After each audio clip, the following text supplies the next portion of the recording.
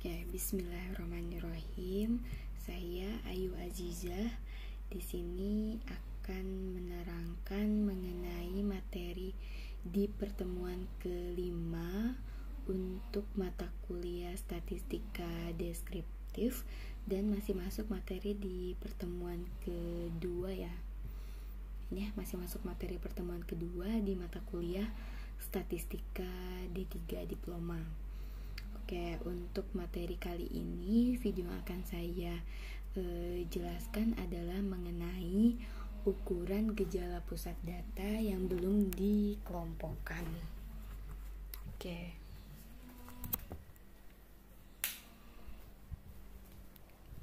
Oke, ini untuk mata kuliah statistik, judul subbabnya adalah ukuran gejala pusat data yang belum dikelompokkan. Sedangkan untuk di mata kuliah statistika deskriptif ini adalah ukuran kecenderungan memusat data tunggal. Jadi sama saja ya, data tunggal atau data yang belum dikelompokkan, yaitu data yang masih data mentah ini yang belum kita olah ke dalam distribusi frekuensi. Ini kita namakan dengan data yang belum dikelompokkan atau data tunggal, seperti itu. Jadi di pertemuan sebelumnya kita sudah belajar mengenai distribusi frekuensi. Nah, di mana di dalamnya ada 100 data. Oke, 100 data mengenai nilai kompetensi guru ya. Nah, ini dinamakan dengan data tunggal. Sini dari X1 sampai dengan X100 ini, baik untuk data yang sudah diurutkan atau data yang belum diurutkan, ini dinamakan dengan data yang belum dikelompokkan atau data tunggal, seperti itu. Sini ya, datanya dari X1 sampai X100. Sedangkan untuk yang di dalam tabel ini, dalam tabel yang sebelah kanan, ini dinamakan dengan data yang sudah dikelompokkan, seperti itu. Nah, untuk nilai X-nya, nanti nilai X-nya adalah kita ambil dari nilai tengah ini.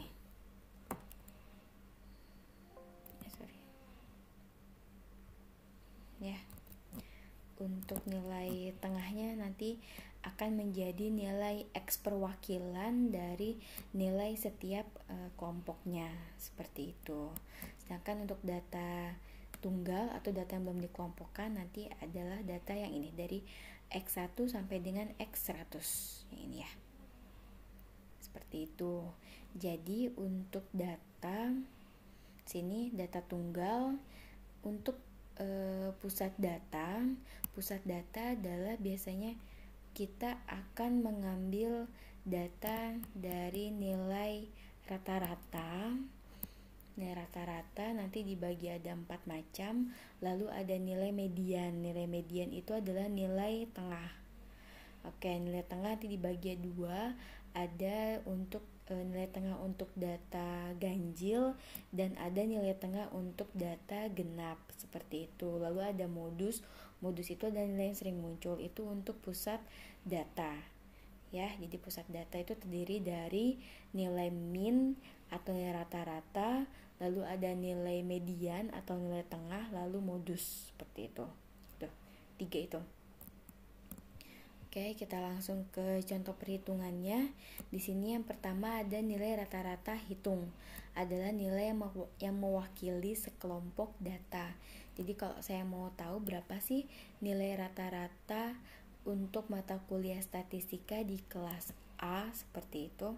Nah, maka untuk mencari nilai rata-ratanya, rumusnya adalah sini 1/n dikalikan dengan jumlah dari nilai X-nya. Jadi kalau jumlah mahasiswanya ada 19 dalam satu kelas, maka kita jumlahkan dulu nilainya, nilai statistikanya dari mahasiswa nomor urut absen 1 sampai dengan ke 19, nanti dibagi dengan jumlah mahasiswanya 19, seperti itu.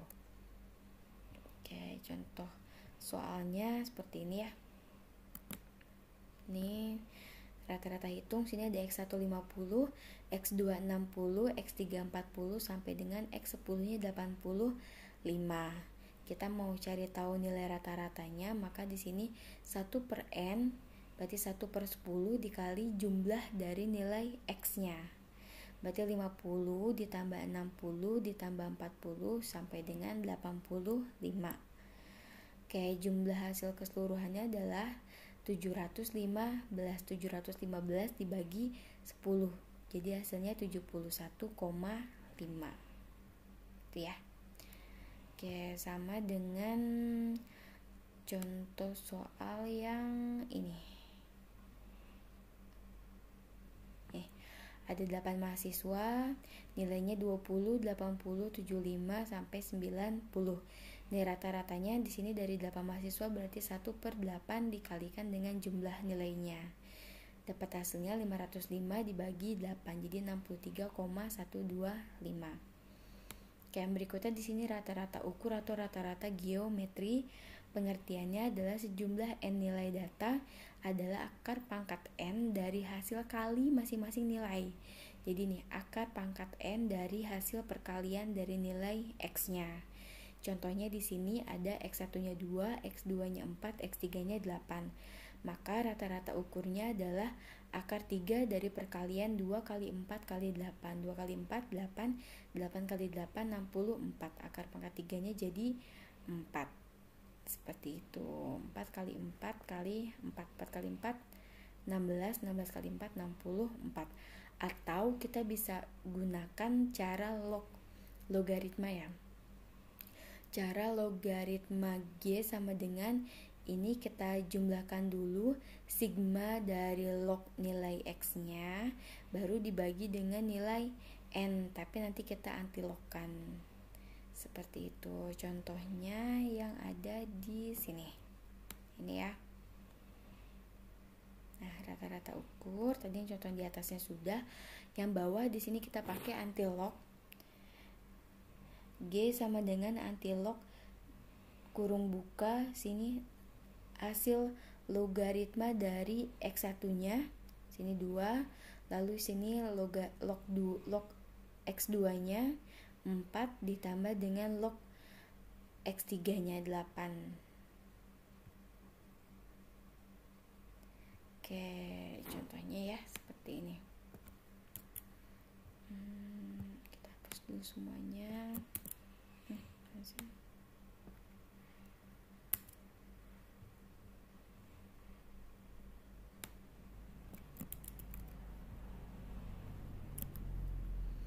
Nih, untuk pencari nilai log, lupa sini sama dengan log X1-nya tadi 2 ya. Ini sama dengan lalu log X2-nya 4. Yang terakhir adalah log X3-nya 8. Nah, kita jumlahkan dulu di sini sama dengan ya.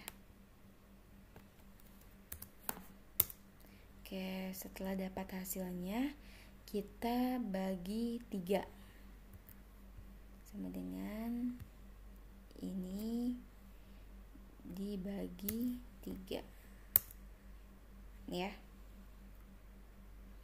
Nah, baru setelah seperti ini baru kita buat antilog. Nah, untuk antilog itu kita bisa gunakan rumus juga sini, power ya. Power kurung buka sini 10, ini ya. Nah, jadi hasilnya adalah 4. Ini untuk antilognya. Rumusnya seperti ini, sama dengan power kurung buka 10, lalu kita masuk ke 10, kita masukkan angka di A6 ini 0,6 ya. Dapat hasilnya adalah sama 4 ini. Jadi kita antilog. Jadi jumlah dari log X1 ditambah log X2 ditambah log X3 dibagi 3 dulu, dapat nanti antilog 0,60201.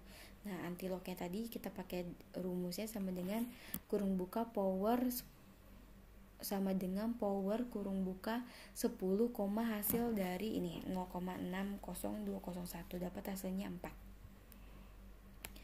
Oke, rata-rata ukur sudah. Yang berikutnya adalah rata-rata harmonis. Ini rata-rata harmonis. Ini rata-rata harmonis dari seperangkat data X1, X2 sampai dengan Xn adalah kebalikan rata-rata hitung dari kebalikan nilai-nilai data. Jadi untuk rumusnya sama dengan N itu adalah banyaknya data dibagi sigma, di sini kurung buka 1 dibagi X1. Jadi ditambah nanti X2-nya 1 dibagi X2 ditambah 1 dibagi X3 sampai dengan nanti Xn. Contohnya ini. Jadi untuk penjual biasanya dia akan menerapkan atau menentukan harga jual yang berbeda dengan jumlah barang yang diminta, seperti itu. Untuk harga eceran, harga grosir itu pasti akan diterapkan harga yang berbeda per unitnya. Oke, contohnya seperti ini. Minggu pertama di sini menjual 10 helai, hanya 10 helai saja, maka harga per helainya adalah 10.000 yang dijual. Minggu kedua di sini menjual 25 helai, harganya adalah 4.000 rupiah per helai.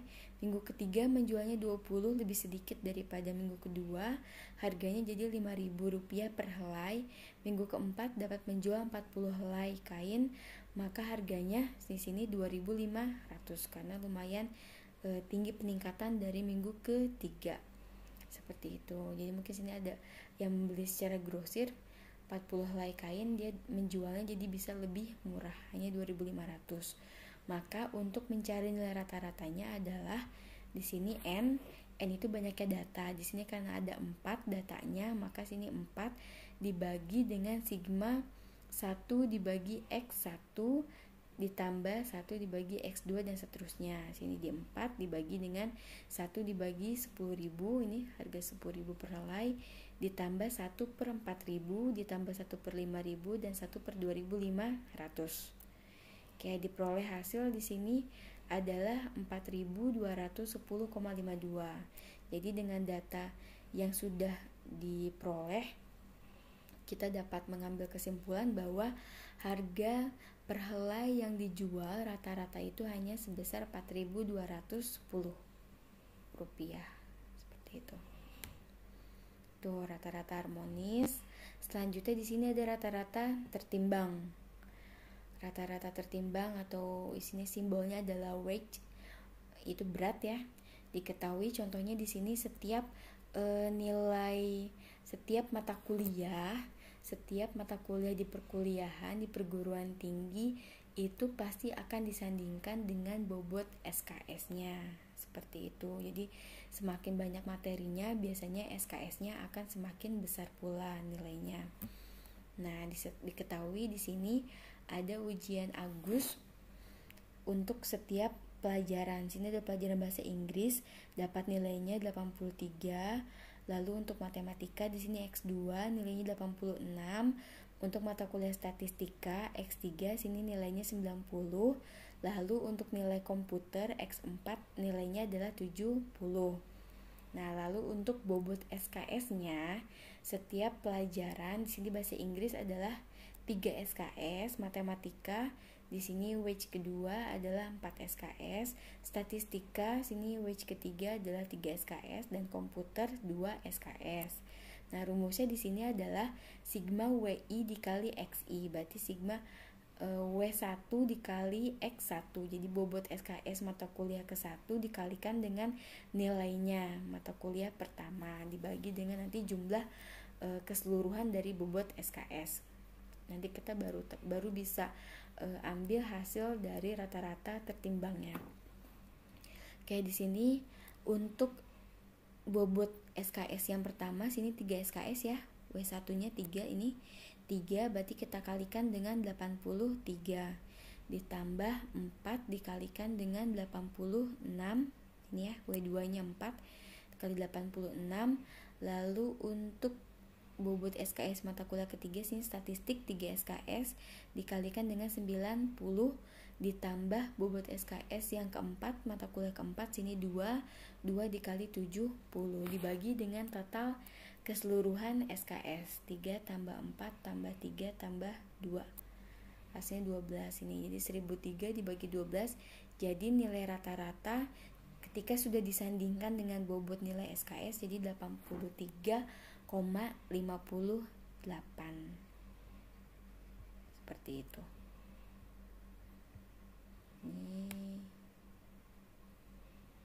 Ini ya, sama ya rumusnya, X kali WI dibagi sigma WI. Jadi ada bobot mata kuliahnya baru dikalikan dengan nanti nilai per mata kuliah yang diperoleh. Yang seterusnya ada median. Nah nih, median adalah suatu ukuran pemusatan yang menempati posisi tengah jika data diurutkan menurut besarnya. Jadi, langkah pertama yang harus dilakukan untuk menghitung nilai median adalah kita harus mengurutkan terlebih dahulu dari nilai yang terkecil sampai dengan nilai yang tertinggi atau nilai yang terbesar. Seperti itu.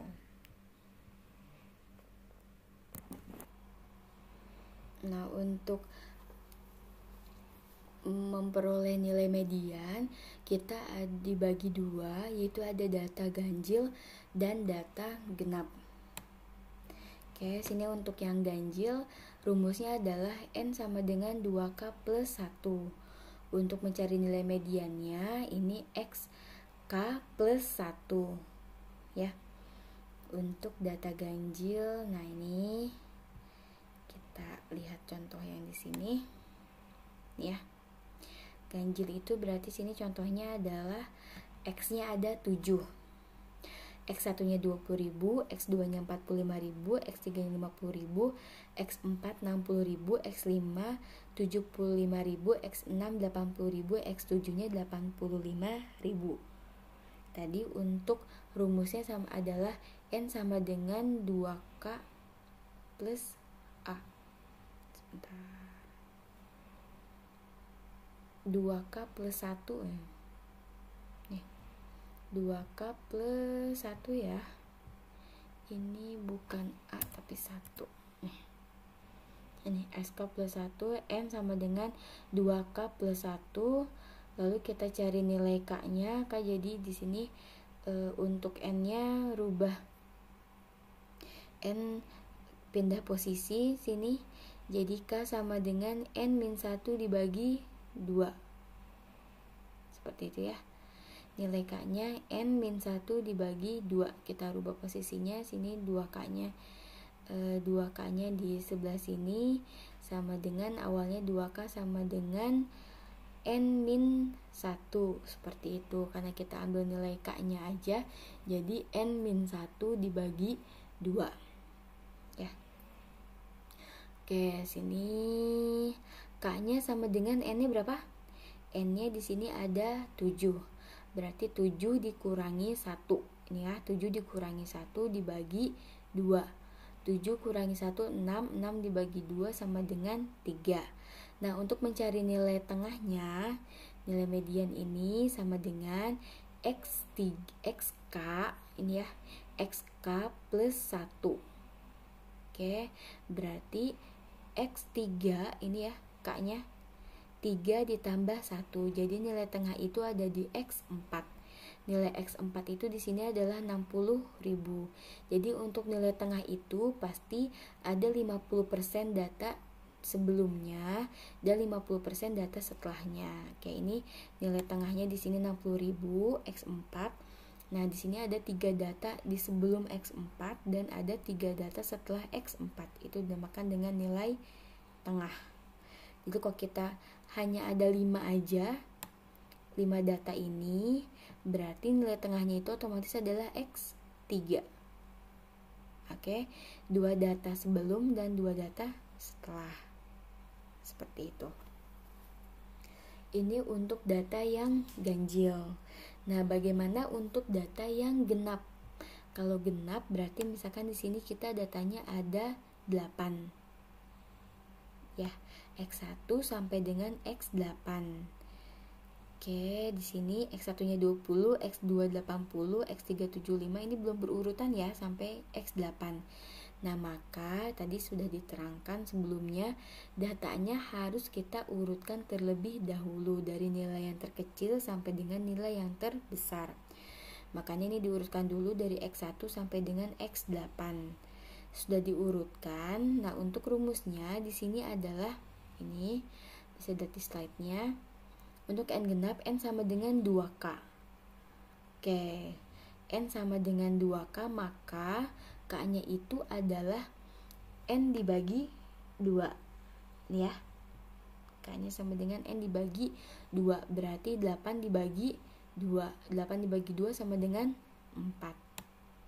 Oke, untuk mencari nilai mediannya, di sini adalah setengah dikali XK plus XK ditambah 1. Oke, di sini setengah dikali X5 ditambah X6. Ini median X setengah dikali X4. X4-nya adalah ini 60 ditambah X5-nya 75. Oke, jadi 60 ditambah 75 dibagi 2, hasilnya 67,5.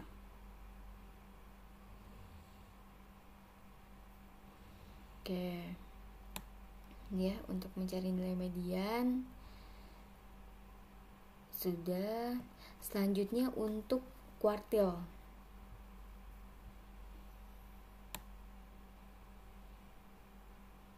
Nah, tadi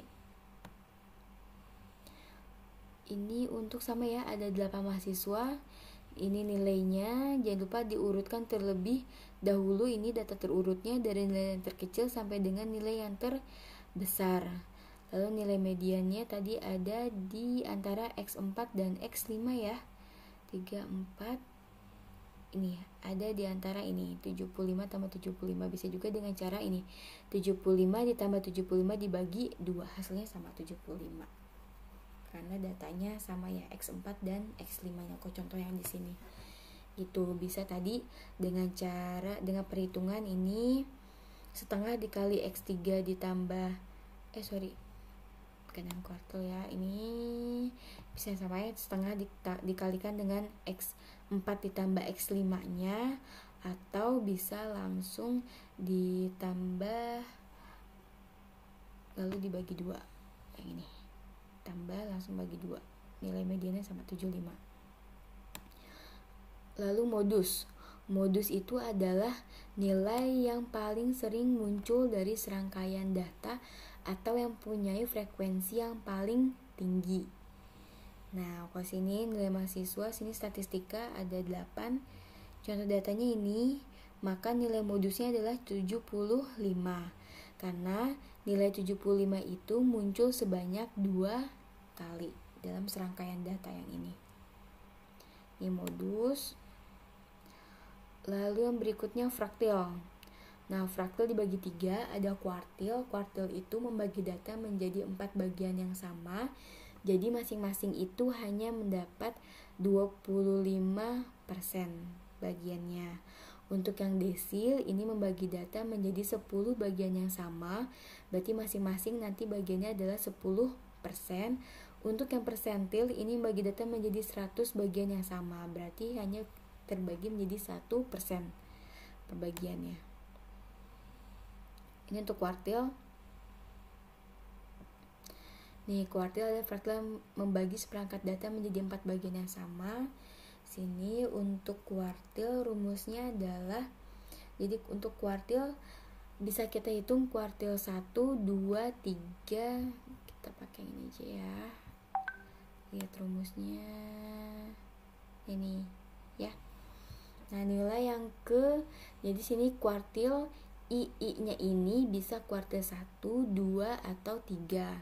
Untuk kuartil keempat kita tidak hitung karena otomatis kuartil keempat itu adalah sisa setelah dari kuartil 3 sampai dengan data yang terakhir itu masuk ke kuartil keempat. Itu. Jadi nilai yang ke I I-nya di sini berarti tergantung kuartil 1, 2 atau 3. Nanti dikalikan dengan N, berarti banyaknya data ditambah 1 dibagi 4. Kenapa dibagi 4? Karena kita membagi data menjadi 4 bagian yang sama. Ya. Oke, untuk kuartil contohnya seperti ini. Ini ada 13 data. Nah, 13 data, jadi kuartil I tadi, I dikali N plus 1 dibagi 4. Di sini karena kuartil 1, jadi 1 dikali N-nya 13 ditambah 1 dibagi 4. 13 tambah 1, 14. 14 kali 1, 14 dibagi 4. 14 bagi 4 jadi 3,5. Seperti itu. Jadi X3 ditambah X4 dibagi 2. X3-nya di sini 40, X4-nya 45. Jadi 85 dibagi 2, 42,5. Selanjutnya kuartil 2. Kuartil 2 di sini adalah 2, berarti ya I-nya tadi dikalikan dengan N plus 1 dibagi 4. Oke, 14 dikali 2 dibagi 4, dapat nilainya X7. Jadi nilai kuartil 2 ini nanti hasilnya sebenarnya akan sama dengan nilai median. Oke, sini karena datanya data ganjil X1 sampai dengan X13, maka nilai tengahnya di sini adalah ini. Karena ada 6 data sebelum data median atau data kuartil kedua, lalu ada 6 data setelah data kuartil kedua atau nilai median. Seperti itu. X2-nya tinggal kita masukkan adalah 60. Data kuartil kedua ya. X7 di sini sama dengan 60. Yang berikutnya kuartil 3 di sini berarti adalah 3 dikali N-nya plus 1. Berarti 14 dikali 3 dibagi 4. Hasilnya 10,5. Berarti antara X10 ditambah X11 ya. X10 ditambah X11 dibagi 2. Ini 82,5 ya datanya. Ini ya, ini untuk kuartil membagi data menjadi 4 bagian yang sama. Yang berikutnya desil. Untuk desil nih membagi menjadi 10. Maka DI-nya ini adalah I1 sampai dengan 9 karena otomatis dari setelah desil ke 9 sampai dengan data yang terakhir itu masuk ke data desil ke 10. Jadi tidak kita hitung. Rumusnya hampir mirip. Di sini I-nya berarti bisa dari 1 sampai 9 dikalikan dengan N plus 1 dibagi 10. Karena kita akan membagi data menjadi 10 bagian yang sama. Oke. Contohnya yang ini desil. Nah ini. Contohnya sini desil 1 sama dengan 1 dikali 14 ditambah 1 dibagi 10. Jadi 14 bagi 10. Yaitu 1,4. Berarti ada di antara X1 sampai X2 ya. Oke, berarti sini di X1 ditambah 0,4 selisih dari X2 min X1. Ya, karena 0,4-nya ini ada di antara X2 min X1. 0,4 dikali X2-nya 35, X1-nya 30. Oke, jadi sini 0,4 dikali 5. 2 ditambah 30 jadi 32. Nah, ini untuk desil 9. Desil 9 di sini berarti 9 dikali 19 ditambah 1. Jadi 14 dikali 9 dibagi 10. Sini 126 dibagi 10 jadi 12,6. Berarti datanya ada di antara X12 sampai X13. Selisih antara X12 sampai X13. Sini X12 ditambah ini 0,6 atau 6/10 dikali X13 min X12. Ya. Sini 100 min 95, 5 dikali 6 dibagi 10, 3 ya. Hasilnya Oke, 95 ditambah 3 jadi dapat diperoleh hasil 98.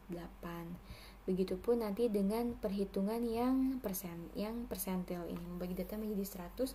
Untuk I-nya berarti di sini dari I1 sampai dengan I99. Seperti itu.